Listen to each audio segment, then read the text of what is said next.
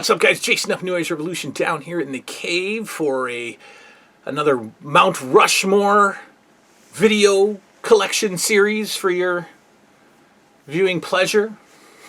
I'm looking at the G.I. Joe's shelf, and I had to move the figures back on the shelf because all the drumming, the drum set, the 6-year-old has really taken kindly to the drum set, and he's been banging away down here, and it actually vibrates the figures off the shelf and then down. And there has been some casualties. There is a broken foot as a result of a fall. So not good. I've got to figure out a way to... Anyway, Mount Rushmore. Today we talk about... And you found the video, so I came up with a title eventually. But as I'm sitting here making this, I don't know what the title's going to be.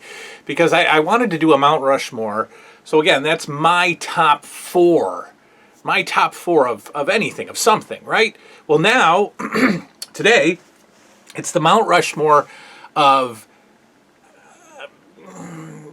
80s furniture, decor ideas that I would first have if I bought another house and made it into an 80s museum. Yeah.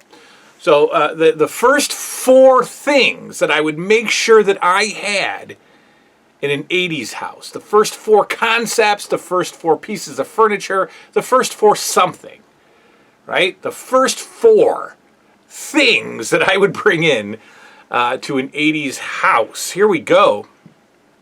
Because again, I've talked about the 80s house. Oh, yeah, oh, yeah.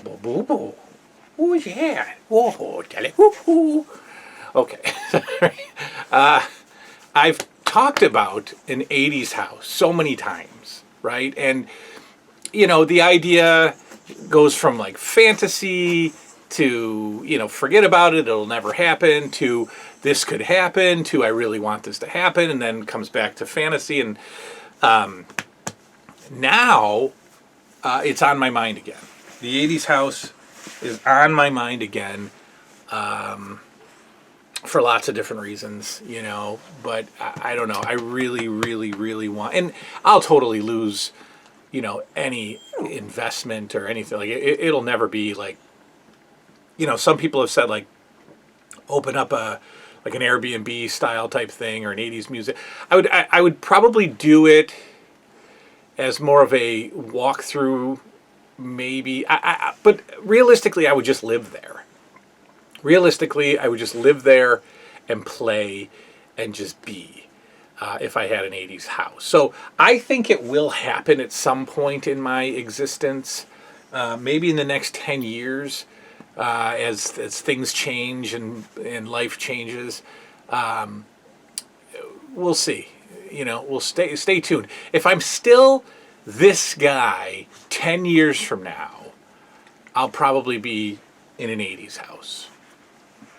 I hope to be this guy still. But anyway. And when I have that 80s house, the first 4 things that I'm going to bring in, the first 4 concepts that I'm going to make a part of this 80s house. Yeah, there's still something. Yeah, there we go. Okay. Number one, the console TV.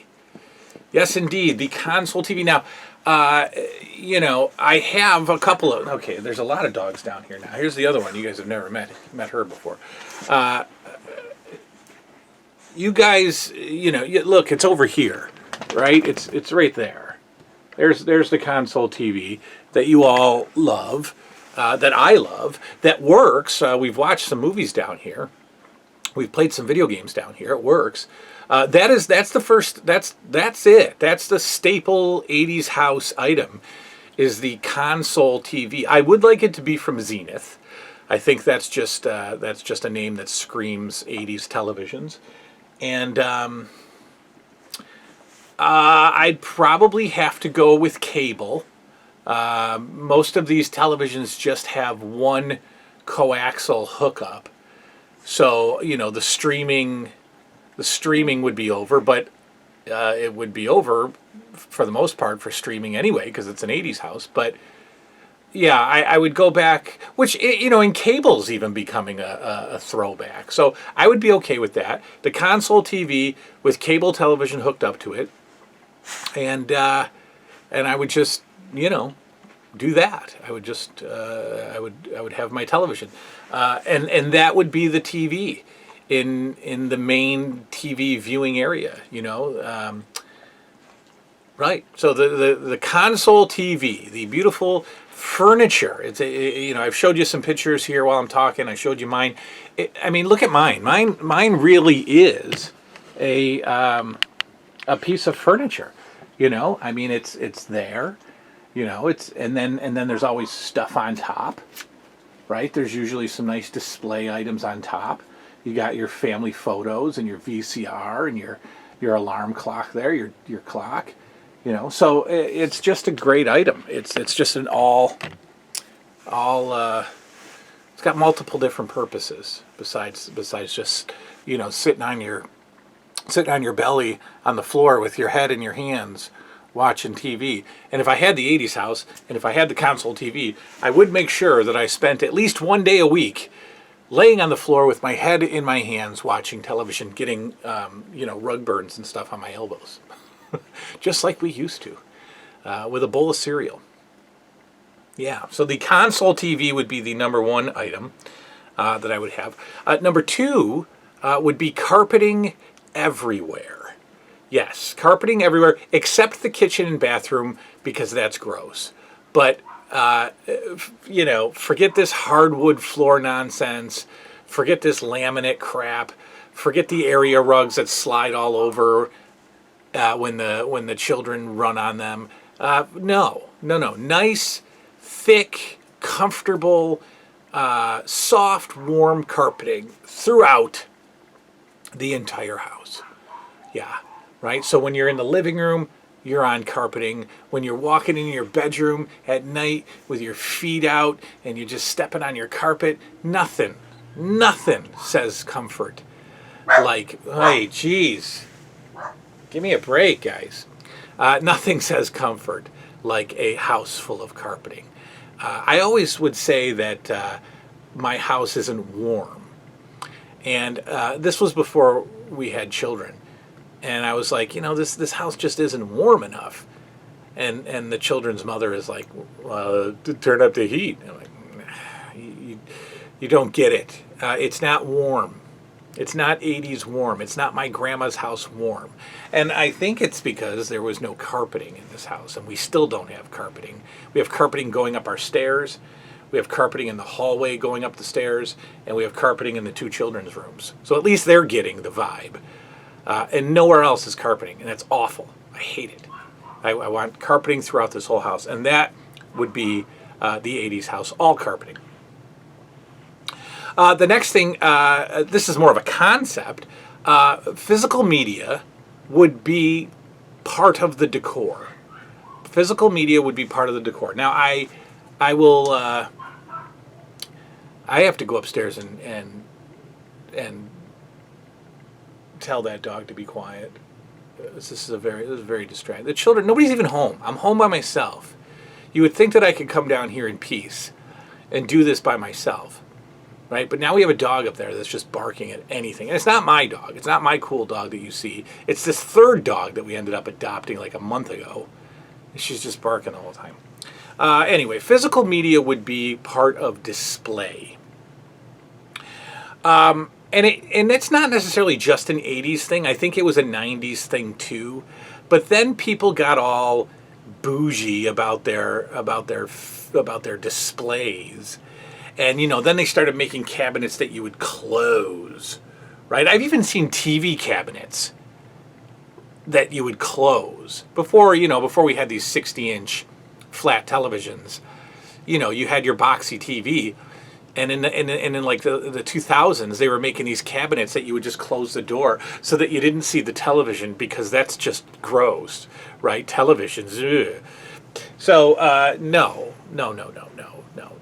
But we would go even a step further, and our media, our fun, our cassette tapes, our 8-tracks, our albums, our VHS tapes, DVDs, Blu-rays, they would be part of the decor, right? They'd be part of the television and the family room or whatever. They would just be there. And to me, that's super warm. That is super comfortable, and it just puts out an awesome, family relaxing TV vibe. And recently, because I was one of those people that had all of my Blu-rays and whatnots, all behind doors, sliding. We had these cabinets with all the movies, sliding doors, and there was twofold. One, the children's mother did not want physical media displayed. She thought it made it look like a dorm room, which is just dumb, and because she's never been in a dorm room. But the other reason was because the children were young. And Liam had an obsession with pulling out all the horror movies and looking at the backs of them and terrifying himself. So we had to lock up the movies. Okay, fine. Well, now years later, and slightly more mature children, I convinced the world, the captain, Cobra Commander, to allow shelving upstairs in the theater room. And now all the movies are out on display. And here, I'm showing you some pictures. Look at this. All of these movies are out on display. I love this thing. And this is, this being on display and me watching more movies is not a coincidence.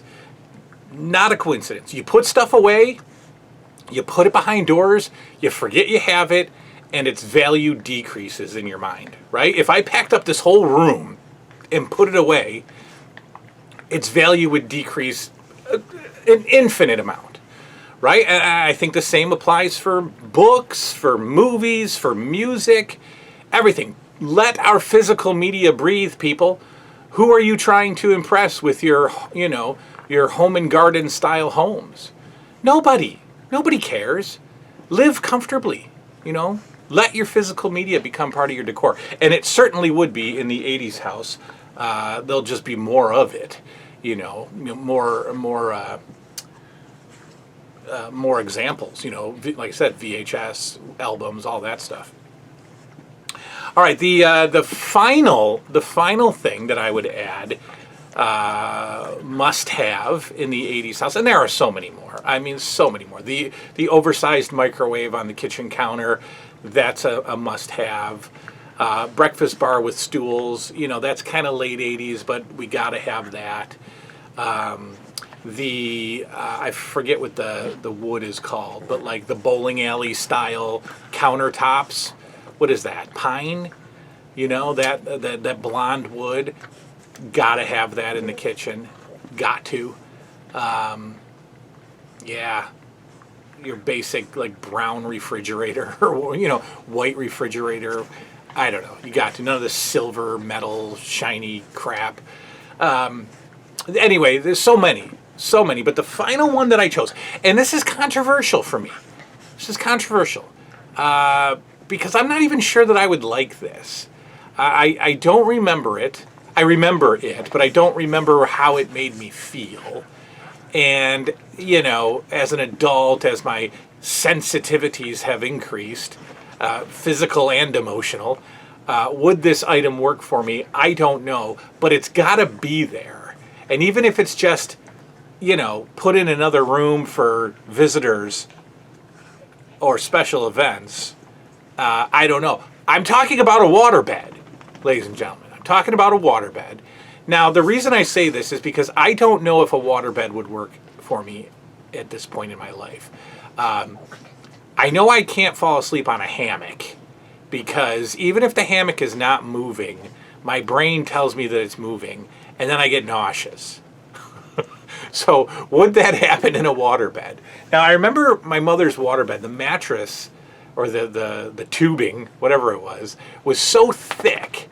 So it wasn't like you were on there just like on a boat, right? It was actually fairly stiff. So I don't know if it would get wavy, right? But if you like rolled over would the waves just continue for a few minutes? What if you were sick and you were sleeping in the waterbed? Would you just continue to throw up all over the place because you're basically on a boat? I don't know, but I have to have it. And I have to have the whole getup, right? I have to have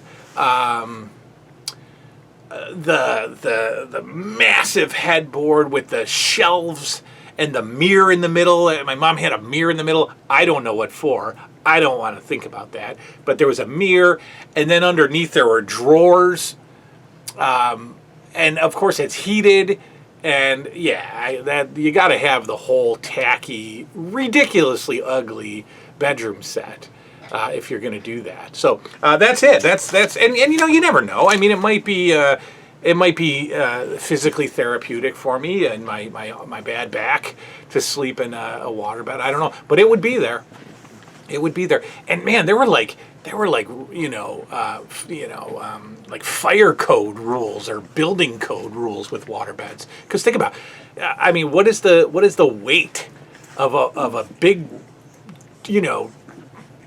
tanker of water sitting on your wooden floors upstairs in your wooden house? How many waterbeds fell through the floor and